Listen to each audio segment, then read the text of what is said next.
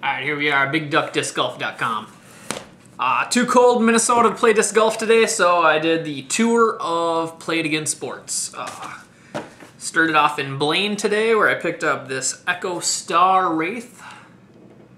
$10 for a used disc, but how often did you see an Echo Star Wraith out there? Should be a fun one. It's a 175 weight. Cruised over to Roseville, where I found one of my personal favorites. It's the Shaker Z on a glide. Paid $6 for it. Probably will just end up on the wall with my other Z glides. Then I cruised over to Woodbury, Play It Again Sports across town over there, where I picked up this Big Beat Aviator. Glow Aviator, I should say. As you can see, it's got a Global Disc Golf Tournament 2011 stamp on it. 175 on the weight. That one was $5. Can't go wrong there. I believe, judging from the year, that might even be an 11X. So that's awesome. While I was there, I also picked up a first run of the XS. As you can see there, that one needs a little cleaning up. It's got some ink on it. But for $7, I figure for a first run, it looked good on my Discraft wall. And then there's this wonderful Champion Rock 3. It's the Paul McBeth 2012.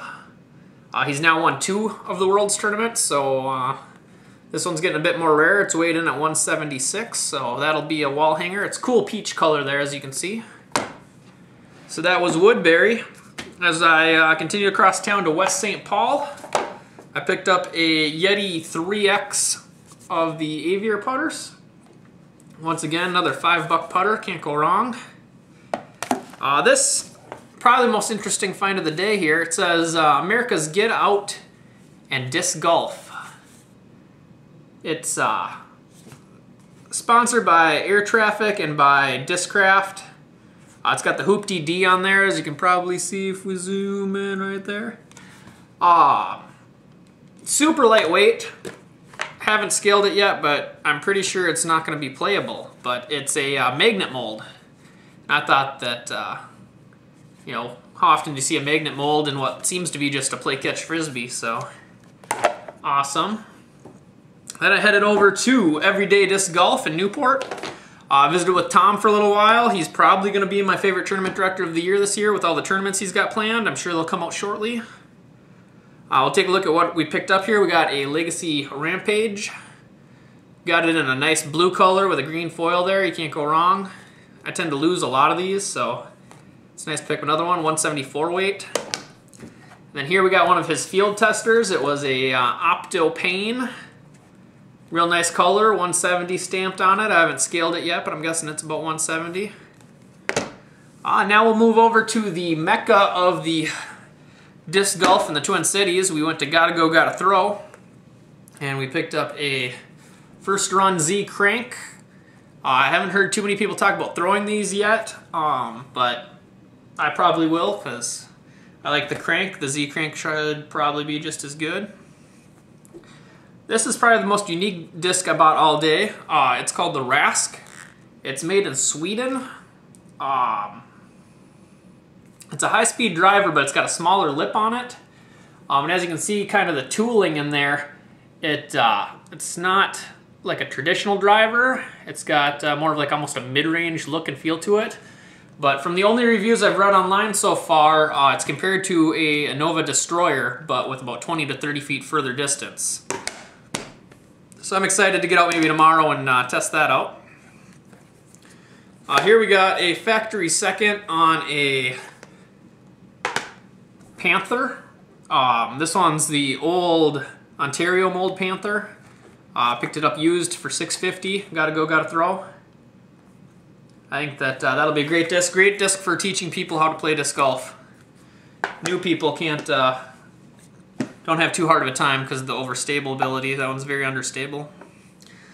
Here we got the cheapies of the day. We got a 1, 2, and 3 chains on the magnets.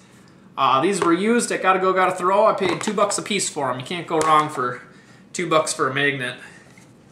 We'll have to scale those out later, but I believe they're about 170, 172 weight. Here we have the first ever, to my knowledge, Discraft Crank ESP misprint. They only had one in the store. They didn't even really believe that it was a misprint, but it's stamped on there, so I got it at the misprint price. So that's always good. I'm always looking for another crank for my bag. It's a good color. In case you didn't know, Gotta Throw has used discs. Here we picked up a Wraith. This one is a 12-time Wraith, lightweight 168. It's got a little bit of ink I'm going to have to clean up off of it, but for $6, can't go wrong. Here we got another one of the older X-Outs. This one happens to be a Destroyer. $5 for X-Out Destroyer, you can't go wrong there. Probably the most collectible, hardest to find disc out of all of them that I picked up today is this Z Putter. It's black with a white four-corner stamp on it, if you can see it. I already got one of these putters downstairs. I'm excited to add this to it. $8 I thought was a fair price, being that I never see them for sale. There's one for sale on eBay right now with a buy it now of $40, so I'm sure $8 was a good buy on that. And then, as you all know, I'm a DGA lover. Here we have a DGA Titanic. I threw the Titanic for the first time the other day. It's very much like a magnet, but stupid stable compared to a magnet. This is the D line, so it's the cheapest plastic DGA makes. Paid $2 for it. Can't go wrong for a $2 disc. So that sums it up right there. That is a cold, cold Minnesota day. 20 discs. Played against sports, everyday disc golf, and Gotta Throw. As always, thanks for watching with the Big Duck Disc Golf.